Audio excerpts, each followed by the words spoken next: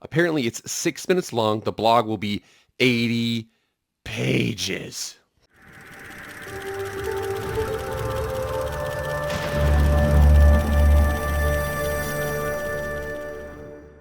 What is up, everybody? It is Jake back with the MF Film Room. Thank you so much for being here.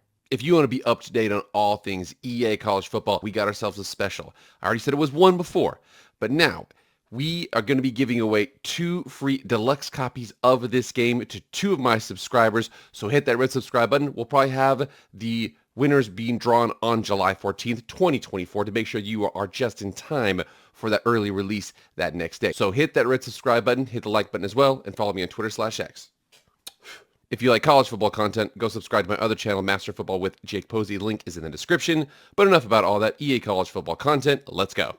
All right, guys, we had our rankings week last week, which was awesome. It was sandwiched, and again, what was in between there was that Sights and Sounds deep dive that we had. I was originally planning on a couple other things here, but one of the points there of that Sights and Sounds deep dive, at the very bottom, they said the next deep dive was going to be Dynasty mode, and here we are. We got ourselves an update on that because people are already waiting for it. Here we are on EA College Football's YouTube channel, and we got 76 people waiting right now for this. And again, this is coming out. This is a day and a half away from releasing. So I'm telling you, this video, when it drops for me, it's going to drop at 6 a.m. Mountain Standard Time on the 1st, and then about 9 o'clock on the 2nd, this game. So we're about 27 hours before that comes out, but this is it right here. People are already waiting for it. The Dynasty Deep Dive, the one we are looking most forward to.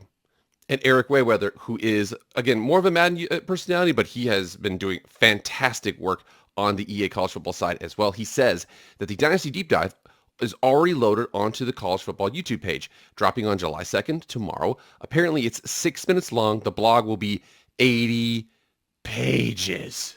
80 pages. Oh, boy, we got ourselves a lot to go through with that. Now, again, we're a little over a day away from this coming out, but what I wanted to do was go through some things here because we know some things about Dynasty, but there's tons and tons of things we still haven't gone through that I'm looking forward to finding out. I got that list. Let's get into it right now. All right, so of the things that we are looking out for here, I have a couple on my list. I have 7 of them right here. Recruiting, transfer portal, coaching trees, wear and tear throughout the season. Again, we've only got that so far from what wear and tear is from play to play in an individual game, a play now game, a road to the college football playoff game. We haven't had it in terms of what it looks like for in a dynasty type game. Custom conferences, player development, and then the coaching carousel. Let's get going. First, starting off with the most important one, actual recruiting. All right, so recruiting, the most important thing I'm looking forward to, we haven't seen this. We've got some indications here that you won't be able to scout them fully until, you get into their top 5 or until you have them scheduled for a visit. You won't be, or you'll be able to DM players or something like that. There's lots of little things. You'll be able to throw the picket fence at somebody. We've seen things like that, but we haven't seen, as I said, the first point here, from first contact to commitment, that cycle, the actual life cycle of a full recruitment process for your player. We haven't seen it. I'd love to see or get a stronger indication of what it's going to be. Second one here is like, how long does it take for a guy to commit? If we're thinking about this, we have 4,000 recruits. We've got 32 5-stars. We've got, 85 roster spots across 134 teams. We've got a lot of recruiting to do. So are these guys going to be committing a lot faster? We're going to see that out. How much can you scout a pre-commitment player? So again, we know you can't fully scout them until after they've gone on that visit. Can you pre-scout them a little bit? Can you find some certain traits that you want to know? Will that be something in the coaching trees? We'll get an answer to that later. Will there be 4- and 5-star guys that no one else is talking to? One point in NCAA football 2014 where it almost seemed like there was almost always week 7, you check and there's some 4- or 5-star guy that no one is talking to, and you were able to get them even if you only had 50 passive points on a week-to-week basis. Somebody else would come in late, they'd get 400 points every week and they'd catch you. But is that going to be a thing? Are they going to be a lot harder to get? We anticipate that they're going to be a lot harder to get, but we'll see more specifics of that hopefully in that deep dive. And again, will a 1- and 2-star recruit insta-commit to schools that they like? Insta-commits are basically when you offer them a scholarship and boom, they commit right then and there. It's typically something that's really tough to do, but let's just say you're going after a 4-star or a 1-star guy who's not very good. He's 40 overall, 45 overall. By the way, that's another thing we're going to talk about in the next section here. But they should be insta-committing. You're a Power 5 team. You offer a guy who's 50 overall. You just need a body. They should insta-commit. We'll see if that happens. How good are the players? And again, most importantly is how good are the players? I think that generally what happens is when you think about like those top, so the reason why that there's 32 5 stars is because a 5 star is a future projected first round pick, 32 NFL teams. That's what that means. So how good are those players? Typically, I mean, they're going to be, you would imagine them to be on previous games, they'd be like 80, maybe 81, maybe 82, maybe 83 if they're really good, like a kicker or a punter or something like that. But I mean, are you going to have, really, really good players? Are you going to have your Adrian Petersons who come in like 87 overall, and then by the end of their freshman year, they're like 90 overall? Again, he was a freakazoid. He was a grown man. Are we going to have those once-in-a-generation type players? You're going to have your Cam Newtons. What's going to happen there with how good the players are? How good are the good players? How bad are the bad players? Because if we got 85 roster spots, there's a lot of roster spots where I think there are a lot of guys, especially if you see the discrepancy where the top of the best offense in the country, I want to say was like 94 overall. I can't imagine that the best offense or the worst offense in the country has got to be like 54 overall. We'll get more of an indication of that later on. What is the bust/gem rate for these players? What's the bust/gem rate of change? Meaning, previous games, what you would have is you have some guy who is a gem, meaning he was projected to be 68 overall. He went over 5 up overall, and he's 74. He is a gem. You have a bust, who is a guy who's 70, and he drops 10, and now he's 60. What's going to be, how often do those happen? What's the level where somebody's a gem? What's the level where somebody's a bust? We're going to see that later on. We also mentioned here, we have one other indication here that there's going to be different recruiting regions because, again, for those of you who know that like rural southern Georgia and Atlanta are two completely different regions when it comes to recruiting. They're going to have those broken down in terms of more granular on those things. I'm from Idaho, and my parents live in Montana. I'm guessing those are probably just going to be statewide, same like the Dakotas. But if you're thinking about LA is probably its own recruiting, and then like the Center Valley is going to be one, the Bay Area, the northern part of the country. There's going to be lots of things like that. How many of those are there?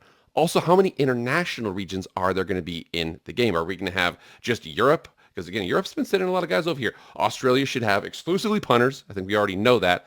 Canada, Mexico, what are we going to do for those international regions? Also, another point here that this ties into another later part in this, little presentation that I have. How much do players remember from the recruiting when they enter the transfer portal? Meaning, as an example, what happens here is, players will remember you going after them. Will they remember you being in their top 10, being outside of the top 10? Do you have to get to their top 5? Is it just like, oh yeah, I called you once 5 years ago and you entered the portal. Want to play for my team? How's that going to work? We'll hopefully get an answer on that later on. And then also, what are the promises like? Promises probably has a little bit more to do with the transfer portal because transfer portal players are typically looking for something a little more specific. But what do the promises look like? Are they where you can throw them out to anybody for lots of different reasons? If you get them wrong, how much does it hurt you? If you get them right, how much does it help you? Hopefully we get an answer on that tomorrow. All right, for the transfer portal here, again, the most important question everybody's kind of looking for. How many people enter on average? Because on average right now, it's about, and the calculation I did before, it was roughly about 17 players per FBS entered the transfer portal. So about 17 players. Some teams it's 30, other teams it's 10. We'll see what happens there. But again, we want to see for this game, they wanted to make it fun. So it's not going to emphasize realism too much for that if it's not as fun. Is it going to be 10? Is it going to be 5? Is it going to be 20? What are we going to see there? Also, what makes someone enter? So as an example, is it going to be something where you can literally every year, I have nobody enter the transfer portal. We have 100% retention rate with our teams. I think with the fact that it's 85-man rosters, there's going to be a lot of churn with these teams. How much and what makes them enter? Is it going to be one scenario where there's two guys and you've got both quarterbacks who want to play and you start one all year and the backup, he leaves? Or then if you were to flip it, then the other guy leaves. Like, are there certain players who are going to leave kind of no matter what based on the scenario? What happens there? Also, will you be able to reference their most important interests after they sign with you? So as an example, one guy right here will be like, oh yeah, well, playing time is the most important. Another guy, proximity to home. Another guy, I want to be able to play games in my home state. Are you going to be able to check those later on? Because before, me and my friend playing NCAA football 2014, we had to write down, okay, this guy wants playing time. This guy wants this guy wants that. Will you be able to reference that later on, even after they commit to you? It's a good question there. Does the transfer portal have two windows where they have one at the end of the season and then they have one after in the off season? Again, they typically have one like in December and then they have one in that May to June area. Is that going to happen? Is it only going to be one? What do you guys think? Also, again, how does players following coaches look in general? How does that look like? So again, somebody gets fired, somebody leaves. How many players does he bring with him? Does he have like, oh, I've got my 5 favorites. Does he have 10? Does he have everybody he recruited? What do you think is going to happen there? Again, hopefully we'll get the answers to that. All right, for coaching trees, it's a bit different here because I have a lot of questions here, but I do know that the cool thing about the Madden to EA college football, those devs do share a lot of things. I told you to, Madden reskin. But anyways, we see here that these trees, and they've been able to expand these on Madden 24. I think it's going to be something similar now because we know there's going to be 11 trees for college football coaches. And then the way that it'll work is that every single coach has the same trees. If you take a coach and their coordinators, you can stack onto things they're good at. You can add them into areas where you're weak at, however that works. In terms of the trees here, we see the fact that head coaches, coordinators, 2, and player personnel now have 3 full talent trees. That means that there's 3, 6, 9, 12 talent trees for the NFL. Now, NFL's got free agency, which is similar to, the transfer portal. There's a couple things that kind of cross over, a couple things that don't. What I want to do with my section on the coaching trees is kind of give a couple theories for what it's going to look like. All right, so for the coaching trees, I got 3 theories right here. And again, these are all movable. I feel like I undersold the recruiting trees. That's just my indication here. We'll see that. First theory here, I think you'll have something that applies to wear and tear, or, in terms of, your coach's ability to handle that. Special teams, your physicality of offense, a physicality of defense, your mental abilities of offense, your mental abilities of defense, because I know that that's how the attributes work, the traits work in this game. They're physical and they're mental. There's going to be transfer portal recruiting and retention, development, just of players, how they train, recruiting and scouting would be 1, visits and commits, and then coaching abilities. Those would be my 11 I have there. And again, the coaching abilities would be like your ability to call timeouts and get people's, composure back, your ability to guess plays with like Coach Stradamus, which was in NCAA Football 2014. Again, total guess here. I'm not so in love with that one, but at least it's an idea. The second theory here is you have 3 offense and 3 defense. Now, the offense would be the ability to control the line, the ability to control the pass catchers, and then the backs. Then we go to defense here. It would be the line, the linebackers, and the DBs. You'd also have a special teams 1, a wear and tear 1, a transfer portal 1, a recruiting 1, and then a coaching abilities 1. This last one here, my friend actually had a couple of these here, which is actually pretty cool. So he said that, again, the way that it's going to work here with the coaches, that you can pick a motivator, a recruiter, or a tactician. So there's going to be 2 motivator trees, offense or defense, 2 recruiter, trees, offense or defense, and 2 tactician trees, offense or defense, and then special teams, wear and tear, transfer portal, development. And he had this really cool one down here at the bottom. And again, this could be thrown away with what they have. Hopefully we'll get an answer on it. But what if you could have 7 different position groups? You want to have both of the lines. I want to specialize in linebackers, running backs, DBs, wide receivers, or even quarterbacks. And again, those are my estimations for coaching trees. We're going to get an answer on that because we could do this all day. What do you guys think about yours? Hey, come back and check this when it comes out. Let me know how I did. All right, getting to the wear and tear system, because we have to remember here, we have a what breakdown of wear and tear. We do not have ourselves a how. So what does wear and tear management look like from a week to week versus play to play? We saw in those deep dives that they've had, we saw in those presentations, what it is and how it works, but not how it works week to week. What special things do you have to do? Where do you have to make sure you have, how deep you have to make sure your rosters are? By the way, 85-man rosters. You're probably going to have to go 5, 6, maybe 7 deep at running back, 6 deep at quarterback, something like that. Also, what will preventative maintenance look like versus reactive maintenance? So reactive maintenance is somebody gets injured, you sub them out. What about preventative, where you're like, okay, this guy's got 2 carries in a row, get him out for 2 plays, put him back in. Will that help out a lot?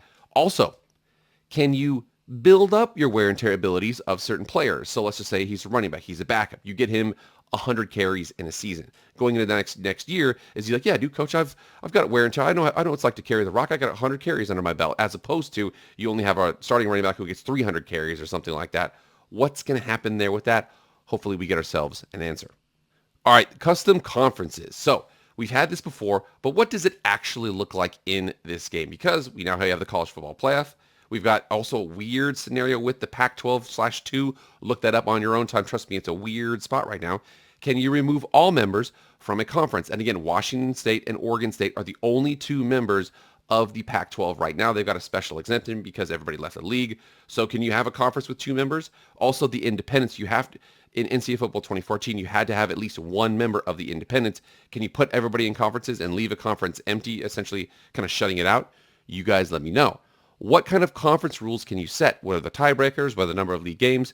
As you know, certain leagues have 9-game conference schedules. Some leagues have 8. Some leagues have 2 divisions. Other leagues have just one group. Everybody plays. They don't play everybody because the maximum number of teams in a conference, I believe, in this game is 20. And then also, one thing that's important for me, for Team Builder, one thing that sucked is you couldn't really set your rivals because basically it was whatever you subbed out, their top rival was your rival. Now, hopefully that works. Can you set it to be a couple different teams? Can you set it to be 3 user teams? Again, hopefully we find that out tomorrow.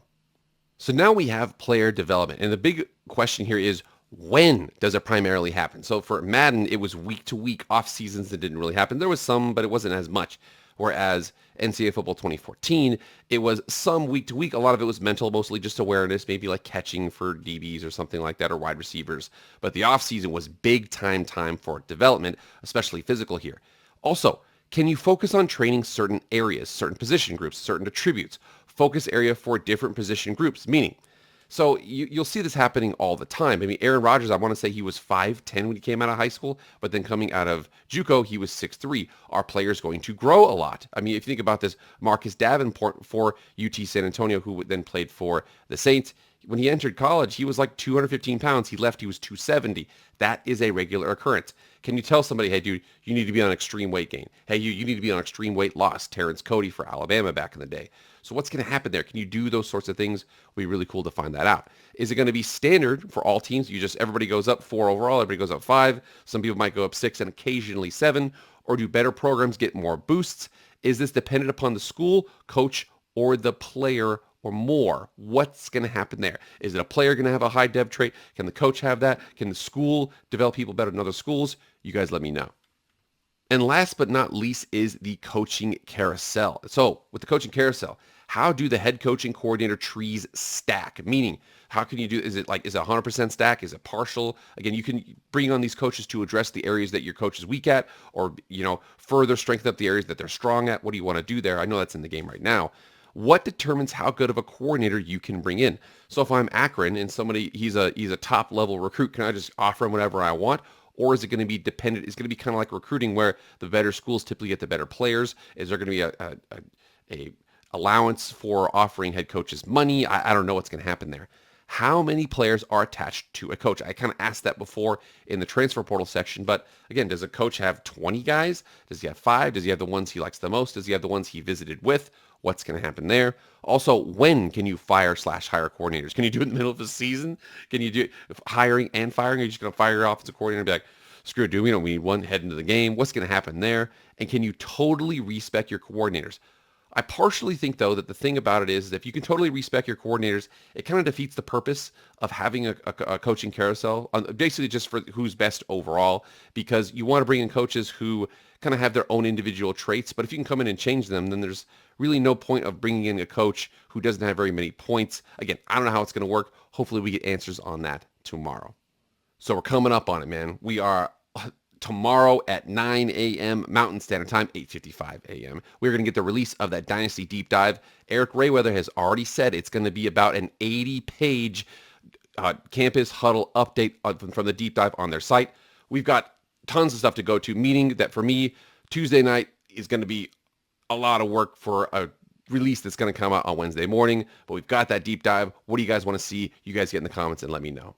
All right, guys, thank you so much for staying all the way to the end. I really appreciate it. Remember, hit that subscribe button too, because 2 free deluxe copies of the game. I'll be giving them away July 14th. How we're going to do that, I'll go into more specifics later. Hey, connect your Instagram and or your Twitter account to your YouTube channel, and I can go ahead and it's a lot easier to do that. I'm not going to put my number up here to send it to everybody. But anyways, get in the comments. Let me know what you guys think. Hit the subscribe button to enter for the ability to win one of 2 free deluxe copies of the game. And then beyond that, guys, thank you so much. I'll see you guys later. I am out.